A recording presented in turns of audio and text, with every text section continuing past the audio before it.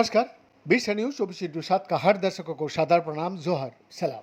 दर्शकों, अल्जाइमर रोग को आमतौर पर मस्तिष्क संबंधी विकार माना जाता है, लेकिन एक नए शोध से पता चलता है कि इसका असर मस्तिष्क से कहीं आगे तक जा सकता है। इस विषय में वैज्ञानिकों ने पाया है कि ये स्थिति शरीर के अन्य अंगों को भी प्रभावित कर सकती है। इस विषय में प्रयोगशाला में फल मक्खी के मॉडल के रूप में इस्तेमाल करते हुए Baylor college of medicine, Texas children's hospital में जन और Dan Duncan neurological research institute और साझेदार संस्थानों की शोधकर्ताओं ने पता लगाया है कि अल्जाइमर से संबंधित परिवर्तन किस तरह से कई ऊतकों में फैल सकता है।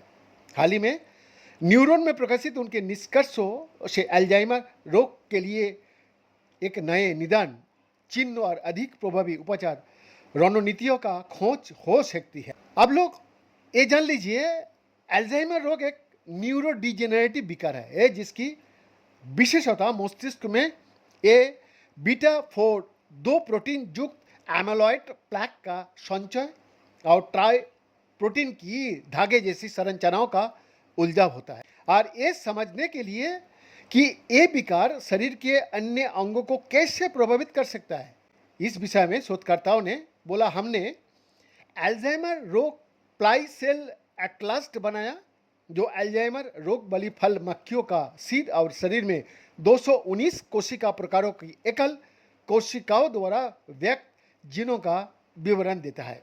इस विषय में सह संबंधित लेखक डॉक्टर होंगरेजी ओली ने कहा, जो आणविक और मानव आनुवंशिकी के सहायक प्रोफेसर और वेलर में हविंगटन सेंटर ऑन एजिंग का भी वो एक मूल शोधकर्ता है।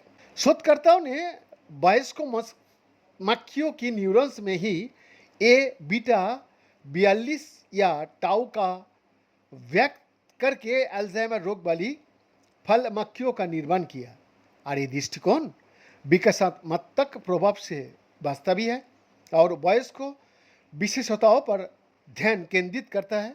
फिर उन्होंने इन संशोधित मक्खियों के मस्तिष्क और अन्य अंगों में परिवर्तनों की उपस्थिति का आकलन किया। बीएन का एक्सक्लूसिव रिपोर्ट, बीस न्यूज 24/7 रांची।